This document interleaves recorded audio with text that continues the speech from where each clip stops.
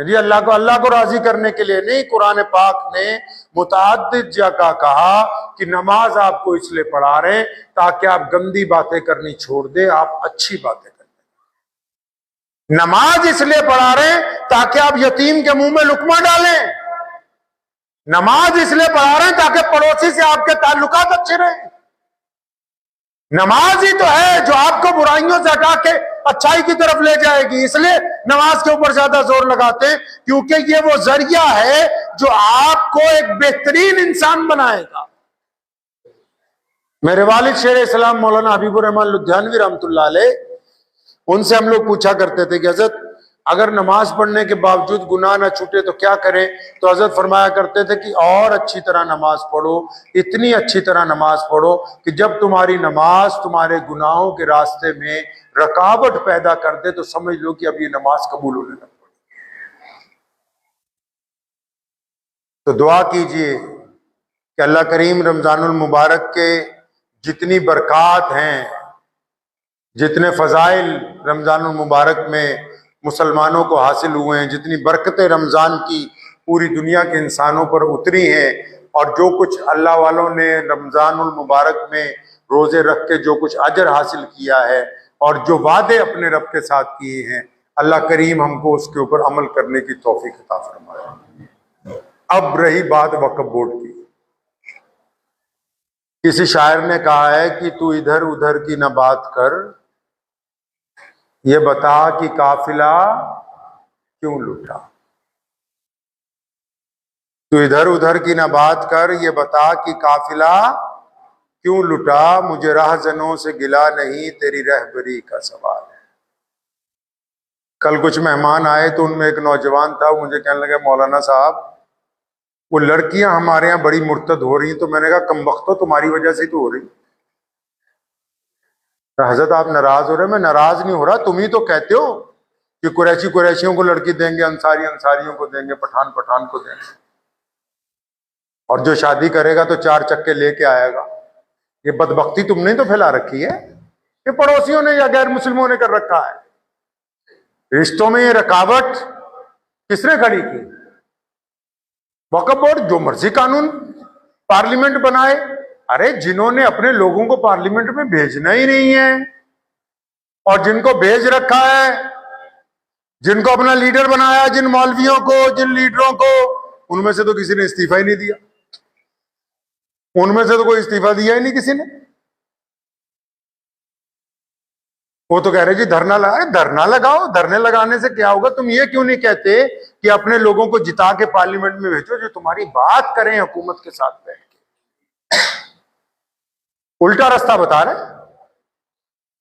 फिर कहेंगे जी मौलवी साहब तो उनका तो काम है, मौलवियों के खिलाफ बोलना काम नहीं है, बददियानत लोगों के खिलाफ बोलना हमारी जिम्मेदारी है। पिछले 75 सालों में जितने सूबों के वक्फ बोर्ड हैं, बताओ किसी मुसलमान को उन्होंने लोन पर पैसे दिए बिना सूद के कि तुम कारोबार कर लो? किसी मुसलमान को घर बना के दिया गरीब को? किसी सूबे में मुसलमानों को अस्पताल बना के दिए, कॉलेज बना के दिए, कोई यूनिवर्सिटियां बनाई हैं?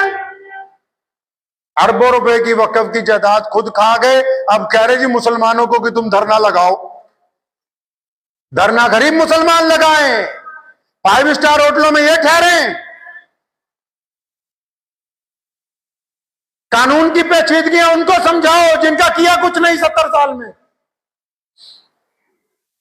पूरे वक्फ एक्ट बिल में सिर्फ एक बात ज्यादती की नजर आई, जिसमें यह कहा हुकूमत ने कि गैर मुस्लिम मेंबरान को भी लेंगे, लेकिन ये जो मुसलमान मेंबरान पार्लियामेंट में मौजूद हैं या वो जमातें जो अपने आप को मुसलमानों का हमदर्द कहती हैं, उनमें जितने मुसलमान एमएलए हैं, चाहे वो आंध्रा के हों, चाहे वो बिहार के हों, चाहे वो अलग अलग सूबे को हो, उनमें से किसी तुम्हारे नुमाइंदे ने अपनी पार्टी से इस्तीफा नहीं दिया। ये नहीं कहा कि जी मैं इसके खिलाफ हूं। वो तो सारे अपनी जगह आराम से मिठाई खा रहे हैं और मुसलमानों को कह रहे हैं भी तुम धरने लगाने के लिए तैयार रहो। अगर ज्यादती ना की होती, वक्फ क्या है?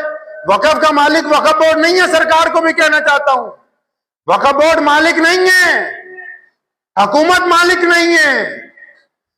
हमने जो जायदादें वक्फ की, जो सोशल मीडिया पे लोग कह रहे हैं कि जी वो वक्फ तो इस्लामी मुल्कों में नहीं आ रहे, मक्के में जाओ, सबसे बड़ी मस्जिद में वो जो आज सबसे बड़ा टावर बनाया ना, जिस पर घड़ी लगाई है, उसमें दिन में 200 बार डिस्प्ले पे लिखा होता है कि ये वक्फ है अल्लाह के नाम के ऊपर की मस्जिद। कौन कहता है कि वक्फ नहीं है इस्लामी मुल्कों में? दुनिया की बड़ी दोनों मस्जिदें, मस्जिद हरमैन मक्का शरीफ और मस्जिद नबी मदीनतुल मुनव्वरा, वो भी मुसलमानों के वक्फ है। उनमें भी लिख के लगाया गया है कि वक्फ इल्लल्लाह है, ताकि मुसलमानों को पता हो ये किसी बादशाह की मलकियत नहीं है। बादशाह ने लिखा है, जो हमारे एक्ट में कि बादशाह, मक्के का बादशाह कस्टोडियन है। कस्टोडियन मतलब रखवाला है, वक्फ बोर्ड मालिक नहीं है। वक्फ बोर्ड को तो सिर्फ हमने रखवाला बनाया था किस काम के लिए, कि अल्लाह के नाम पे जो जायदादें दे दी हैं, इनसे जो किराया आएगा भाई, इनसे मस्जिदों में इमामों को तनख्वाह देना, इससे गरीब मुसलमानों को, मुसलमान बेवाओं को पेंशन देना, इससे कोई दवाखाने खोलना जिससे मुसलमान गैर मुस्लिम भी फायदा उठा ले, इससे कोई स्कूल और कॉलेज बनाना जिससे आम लोगों के बच्चे पढ़ लिख जाएं, इससे कोई गरीब लोगों को पैसे दे देना जिससे वो अपने घर की छत डाल लें। तो किसी वक्फ बोर्ड ने कुछ ऐसा तो किया नहीं है। रंज तो उस पे होता है ना, कुछ सही काम कर रहा हो तो उसके साथ ज्यादती हो गई। चमन के वो खुद परस्त माली जिन्हें खिजा रास आ गई हो, वो क्यों कर ये दुआ करेंगे चमन में फसलें बाहर आए। अल्लामा आमिर उस्मानी रहमतुल्लाह अलैह ने कहा ना कि चमन के वो खुद परस्त माली जिन्हें खिजा रास आ गई हो। कहता है वो बागीचा होता है ना एक, वो उजड़ जाता है तो उसमें एक माली रहता है, मालिक अलग होता है, माली रहता है उस बागीचे में। अब क्योंकि वो उजड़ गया इसलिए ठेके पे नहीं दिया जा सकता, लेकिन उस माली को इतने फल मिल जाते हैं कि वो अच्छी तरह खाता पीता सारा साल। चमन के वो खुद परस्त माली जिन्हें खिजा रास आ गई हो, वो क्यों कर ये दुआ करेंगे चमन में फसलें बाहर आए। वो कब चाहते हैं कि मुसलमान, ये मुसलमान नाम नेहाद लीडर और मौलवी, ये कब चाहते हैं कि मुसलमान तरक्की पसीर हो। इनको तो गरीब मुसलमान चाहिए, बगैर किसी वसाइल वाले मुसलमान चाहिए, जिनको ये कहें धरना लगाओ तो धरना लगाने के लिए चल पड़े, जिनको ये कहें कि 50 गज प्लाट देंगे तो लेने के लिए आ जाए। इनको तो गरीब मुसलमान चाहिए, इनको खुशहाल लोगों की तमन्ना नहीं है।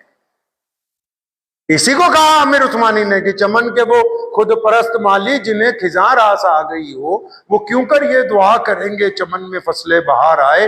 मताए गुलशन कुछ ऐसी बांटी मेरे वफादार दोस्तों ने, न उनके दामन में फूल पहुंचे न मेरे दामन में खार आए। मेरे वालिद साहब रहमतुल्लाह अलैह की कुछ बातें हमें याद आती हैं। तो वो एक दिन हमने उनसे अर्ज की कि हजरत वो फलां फलां 2-3 मुसलमान जो हैं वो भाजपा में चले गए, उसमें ओहदेदार बन गए। तो उन्होंने मुझे कहा कि बेटा ये तो अच्छी बात है।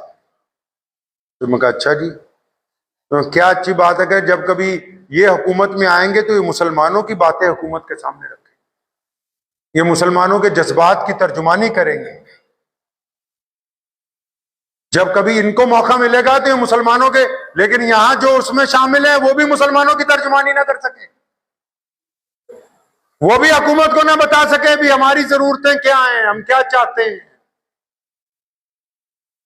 हुकूमत तक तो अपनी बात पहुंचाने का मसला है ना भी, कौन लोग अच्छी तरह अपना मुकदमा पेश कर सकेंगे।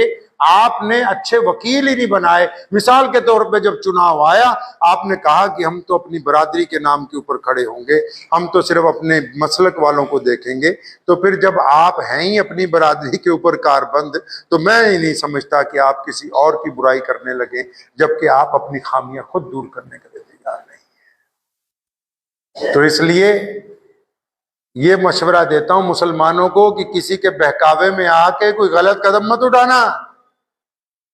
कानून बनते हैं, हमेशा बनते रहेंगे, बदलते रहेंगे। ये देखो कि आपको अच्छे नुमाइंदे कैसे मिलेंगे। किसी के भड़काऊ में आके किसी के साथ लड़ने मत जाना, लेकिन ये देखो कि आपकी नुमाइंदगी बेहतर कैसे होगी आइंदा। आप अपने में अच्छे लोगों को कब आगे लेके आएंगे जो आपकी बात हुकूमत के सामने रख सके। मुस्बत लाए अमल की बात करें, वक्ती चीजों की बात नहीं करें। दुआ कीजिए अल्लाह करीम मुझे भी और आप सबको भी इन बातों पे अमल करने की तौफीक अता फरमाए। व आखिरु दावाना अनिल हम्दुलिल्लाह।